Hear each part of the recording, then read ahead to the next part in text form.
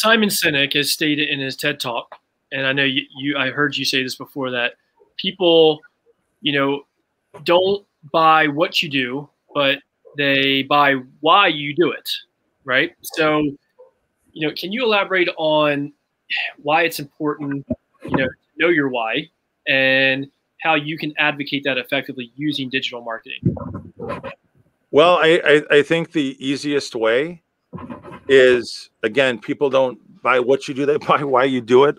I can't tell you how many times I say it. I teach a class called Senior Seminar. I shared this, by the way, last night during the Shape New Jersey social. I got kind of put on the spot a little bit. And this exact topic came up because there were some future professionals on. They said, hey, what advice would you have for them? And I said, it's simple. When you're going to go into an interview as a future professional, you are going to be asked this question. Tell me about yourself. Mm-hmm. Now, how would a typical graduating senior, who's, whether they're a health educator or a physical educator, how do you think they would most likely respond to that question? They would say, hey, hi, I'm Kim, and I majored in PE or Mm-hmm. physical education, right? Yeah. And I attended this school, and I maybe played this sport, and that's kind of typical what you would hear, right? That's how I got my first job. Just joking. Yeah. So what I said, again, based on what Simon Sinek says in his book, the book's called Start With Your Why. I tell our students that you should start with, when answering that question, pause for a second when it's asked, and then say this: would you mind if I shared you a quick story? And then instead of telling what they do, now they go into the why they even want to be in the profession to begin with. And I was telling this yesterday, and you should have seen the chat blow up from people all over the country, just, singing praises, to this notion. Because when you start sharing your why, that really is a big reason. If you're looking for the next generation of talent, you really want to know why they want to be there.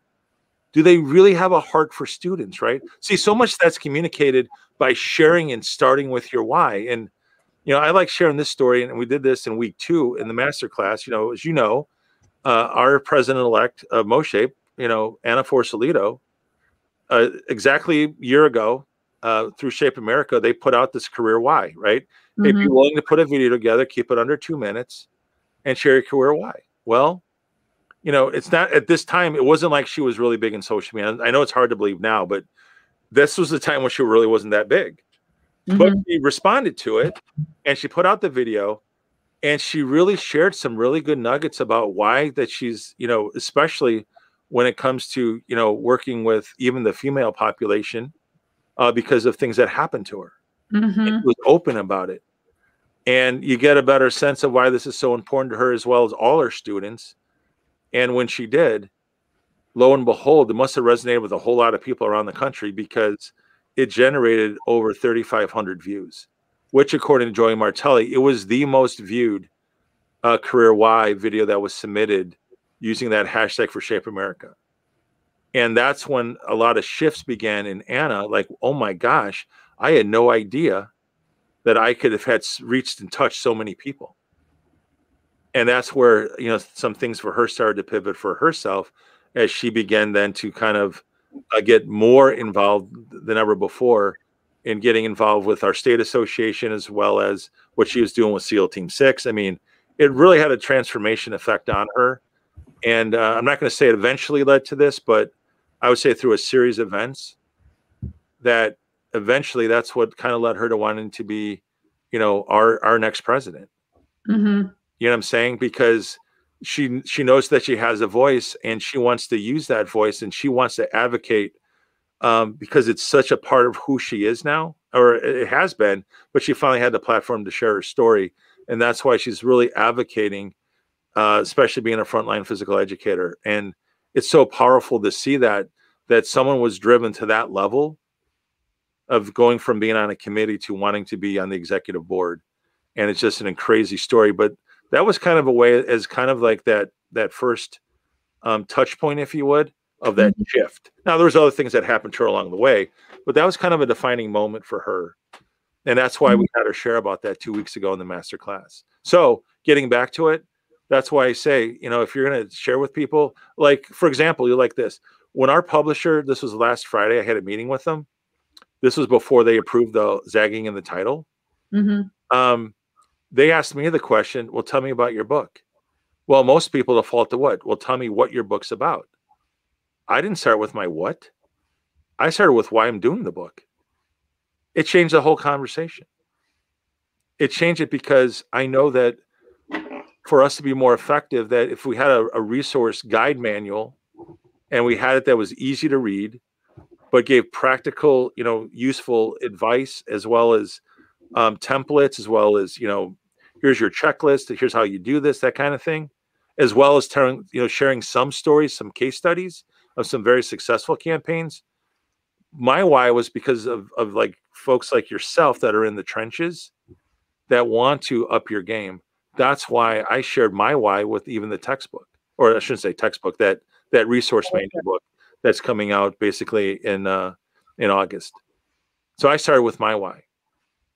And we all know how, you know, everyone loves authentic, real storytelling. Like the best presenters and best, you know, keynoters and things that we've seen are people that are awesome storytellers, because it grabs your attention, right? It hooks you and brings you in, and you can relate to that person some way, shape, or form. So, yeah, I totally agree. Yeah. Hey, look, I'm gonna give you a nice plug. I'm really glad you asked that, because it's one of the most common things I talk about. Is you've got to know your why, but the key is you've got to be willing to, you know, communicate it. That's why, you know, all three, you know, this last week, your videos, your assignment was to share your career why. And I'll be honest, I was shocked by all of them. I had no idea. Like I said, it's really funny. You have an image or a picture of someone, and then you don't even realize their story of how they got there. I mean, you're like, whoa, I had no idea. Whoa, I had no idea. Well, you know, but then you hear the best part is, okay, here's where I was a hot mess or whatever. Right. And then the next thing you know, you really hear why you're pouring yourself into what you're doing. And there's such a power, that a transference of energy that you just really feel, and you feel so much more connected to that person. And you're also rooting for them, that they continue to advocate and really help, you know, advocate for the profession. That's why I loved 2 weeks ago when we did that, and getting to hear everyone's why, because I didn't know everyone's backstory, but it was fascinating learning. So I'll tell you, that was one of the hardest assignments, and the reason why it was is because you gave us a 60-second time, and I sat there and I told Kim and Andrew this. I honestly did 20 takes, and I'm going, goodness gracious, just give. It really makes you think. Yeah, I can fluff up a career why real quick and give you a million different reasons why I'm in this industry. But when you have a time limit and you try to meet that time limit the best you can, you really have to pinpoint the major reason you're in this. Right. That's the point. That's what it was. Keith, that's the point. Not to mention the other reason being is, and I learned this, again, this is kind of my sales background, but I learned this whole concept of an elevator pitch. Yeah. I knew elevators, maybe at best you get a minute. The other thing is, I know today in social media, you get a minute. People will give you 1 full minute. They will. They'll give you 1 full minute. And that's why if you can use it as a conversation starter, and you can get them hooked or interested or grab their attention, then you can have a lot more discussion. But if you can't even get past that first minute, that's why it's a strategy to teach that. So when you are given the opportunity, you can do it under a minute. Not saying that, you know, doing 2 minutes isn't better. But I'm just saying, by and large, it's an exercise of taking you through that process of being able to do it in a minute for that very reason. I appreciated the process because I became laser focused on my why and why I was doing the Pizza and PE podcast, what our marketing strategy was going to be. I've heard you say before, if I'm trying to reach everyone, I'm going to reach no one. And going through my career why helped me become laser focused on reaching the audience I wanted to reach, which is the education world. Right. Not only just health and PE, but for classroom teachers, principals, because we're going to have diverse people on this podcast, superintendents. Right. But it all goes back to my career why.